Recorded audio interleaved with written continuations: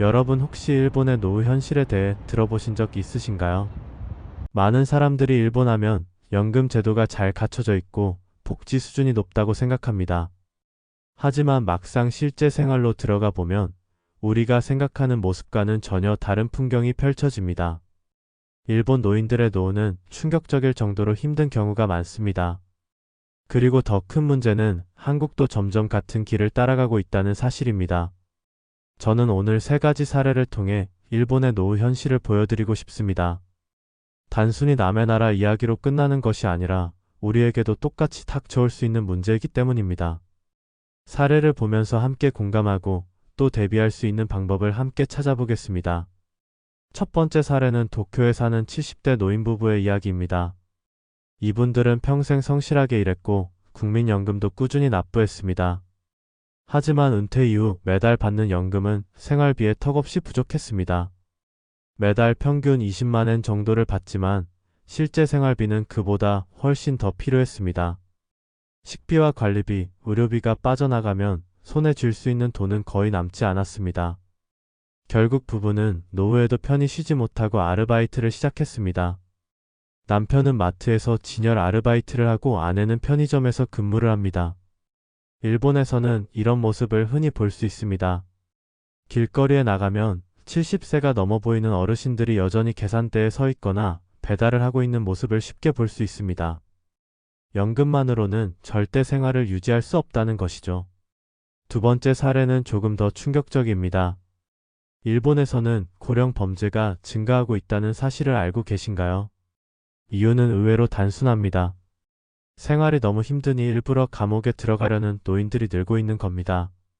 집세와 의료비, 생활비를 감당하지 못한 어르신들이 일부러 소매치기나 경범죄를 저지릅니다. 감옥에 가면 최소한 먹고 자는 걱정은 없다는 생각 때문입니다. 실제로 일본 교도소의 상당수가 고령 수용자들로 채워져 있습니다. 이건 단순한 범죄 문제가 아니라 사회 안전망이 무너진 현실을 보여주는 단적인 사례입니다. 한국 사회도 연금만으로는 부족하고 자녀에게 의존하기 어려운 구조로 변하고 있기 때문에 머지않아 같은 문제가 생길 수 있다는 경고음이라고 볼 수 있습니다. 세 번째 사례는 고립사의 문제입니다. 일본은 개인주의 문화가 강하고 자녀와도 독립적으로 사는 경우가 많습니다. 겉으로 보면 자립적인 삶처럼 보이지만 실제로는 매우 외로운 노후를 맞게 됩니다. 연락할 가족도 친구도 없는 상황에서 홀로 지내다 세상을 떠나는 고립사가 사회 문제로 떠오른 지 오래입니다. 아파트에서 혼자 사시던 노인이 몇 달 뒤에야 발견되는 일은 더 이상 뉴스거리가 되지 않을 정도입니다. 사회적 연결이 단절되면서 발생하는 이런 비극은 단순히 경제 문제를 넘어 삶의 의미 자체를 잃어버린 결과이기도 합니다. 한국도 빠른 속도로 1인 가구가 늘어나고 있고 고령층의 사회적 고립이 심각해지고 있습니다. 일본에서 벌어지는 고립사 문제가 곧 우리의 현실이 될 수 있다는 겁니다. 이 세 가지 사례를 정리해보면 일본 노후의 현실은 크게 세 가지 키워드로 설명할 수 있습니다.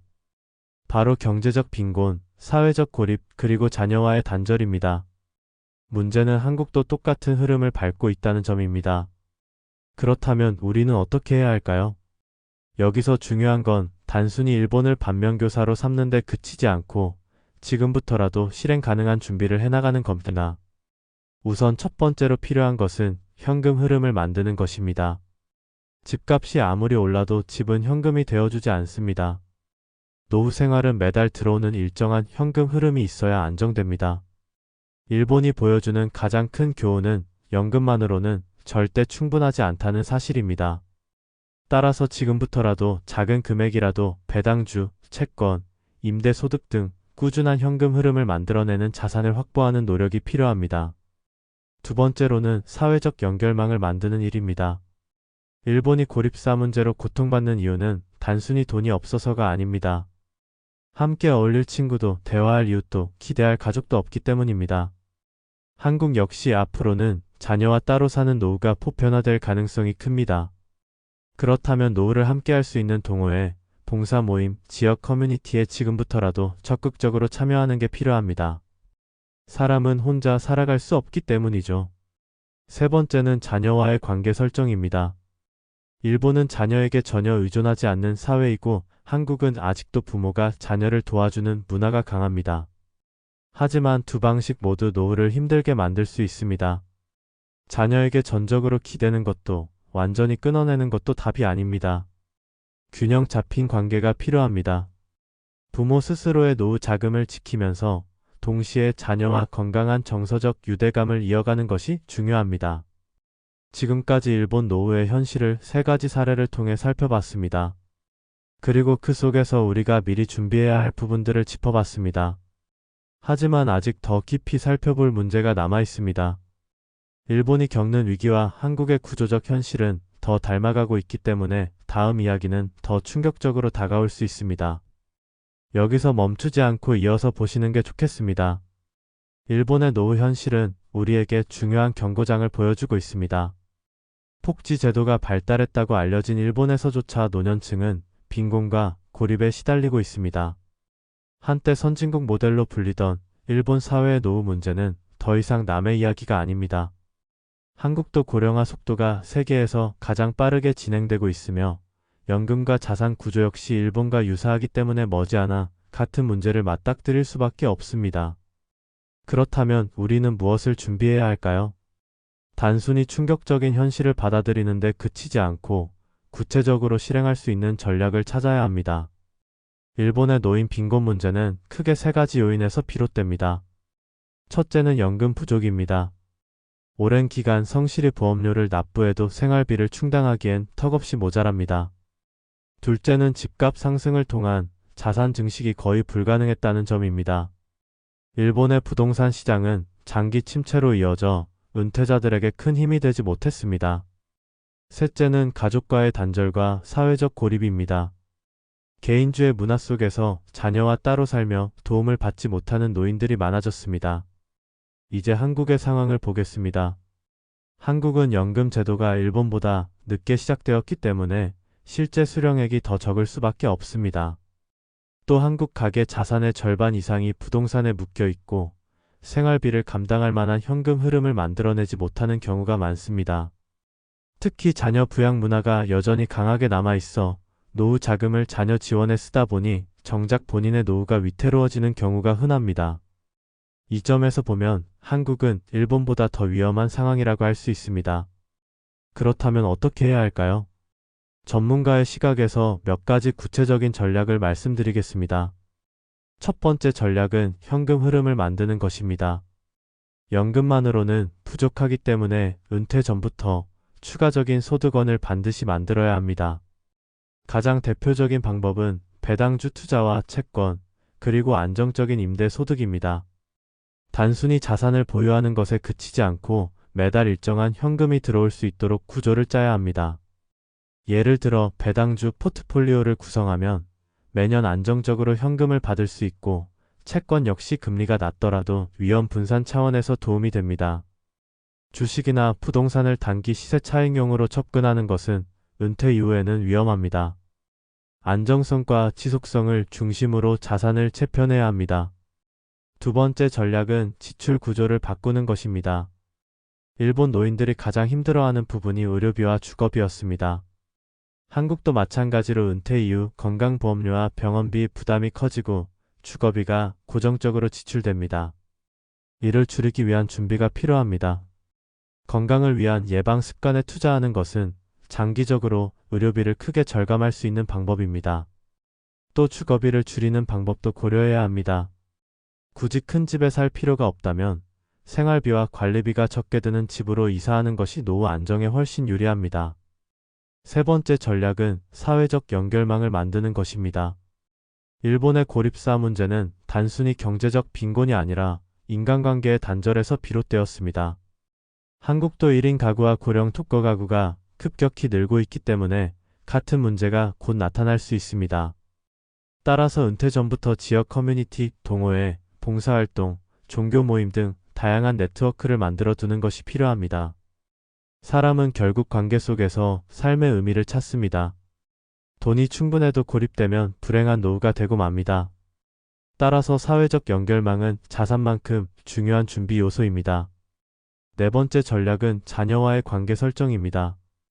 일본은 자녀에게 전혀 의존하지 않고 한국은 지나치게 의존하는 경향이 있습니다. 두 방식 모두 위험합니다. 자녀에게 기대다 보면 부모의 노후 자금이 고갈되고 완전히 단절하면 정서적 고립이 생깁니다. 가장 중요한 것은 균형입니다. 경제적으로는 독립하되 정서적으로는 교류를 이어가는 것, 이 균형을 잡는 것이 앞으로의 노후에 꼭 필요합니다. 다섯 번째 전략은 새로운 일거리입니다. 일본에서는 리조트 아르바이트나 편의점 근무 등 다양한 형태로 노인들이 일하고 있습니다. 한국도 앞으로 은퇴 후 일자리가 점점 더 중요해질 것입니다. 단순히 생계만을 위한 노동이 아니라 사회적 연결과 건강 유지에도 도움이 됩니다. 전문성을 살릴 수 있는 재취업 또는 시간제 근무나 온라인 기반의 소규모 사업도 고려할 만합니다. 중요한 것은 평생 현금 흐름과 사회적 참여를 이어갈 수 있는 구조를 만드는 것입니다. 여섯 번째 전략은 취미와 여가입니다. 일본 노인들이 가장 아쉬워하는 부분이 돈이 없어 하고 싶은 일을 하지 못한다는 점입니다. 여행, 골프, 여가 활동을 계획했지만 결국 일하느라 못한다는 이야기가 많습니다. 한국 역시 비슷한 상황으로 갈 수 있습니다. 그렇기 때문에 돈이 많이 드는 취미가 아니라 평생 즐길 수 있는 활동을 찾는 것이 중요합니다. 걷기, 등산, 독서, 음악, 글쓰기, 봉사활동 같은 활동은 건강에도 좋고 사회적 교류에도 도움이 됩니다. 여가 생활은 단순한 취미가 아니라 노후 삶의 질을 결정짓는 핵심 요소입니다. 마지막으로 중요한 전략은 노후 자금의 보존입니다. 은퇴 후 가장 흔한 실수는 무리한 투자나 자녀 지원으로 노후 자금을 잃는 것입니다. 일본에서도 사기 피해나 잘못된 투자로 노후를 망치는 사례가 많습니다. 한국 역시 고수익을 약속하는 금융상품이나 검증되지 않은 부동산 투자에 쉽게 현혹됩니다. 노후 자금은 잃지 않는 것이 최우선입니다. 공격적인 투자보다는 방어적이고 안정적인 자산 운용을 통해 잃지 않는 원칙을 지켜야 합니다. 이처럼 일본의 사례는 우리에게 뼈아픈 교훈을 줍니다. 일본이 겪고 있는 연금 부족, 고립사, 고령 범죄 같은 문제는 한국도 곧 겪게 될 수 있습니다. 그러나 지금부터 준비한다면 충분히 피할 수 있습니다. 노후는 기다린다고 저절로 안정되는 것이 아니라 미리 준비할 때만 안정됩니다. 오늘은 일본 노후 현실을 통해 우리가 준비해야 할 전략을 말씀드렸습니다. 여러분은 어떻게 생각하시나요? 혹시 본인이나 부모님의 노후 준비에 대해 걱정하고 계신 부분이 있으신가요? 댓글로 여러분의 경험과 생각을 남겨주시면 많은 분들이 공감하고 함께 답을 찾을 수 있을 겁니다. 영상이 도움이 되셨다면 구독과 좋아요 부탁드립니다. 여러분의 작은 관심이 앞으로 더 많은 분들에게 유익한 정보를 전하는 힘이 됩니다. 그리고 잊지 마시고 댓글로 의견을 나눠주세요. 여러분의 참여가 이 채널을 더욱 가치 있게 만듭니다.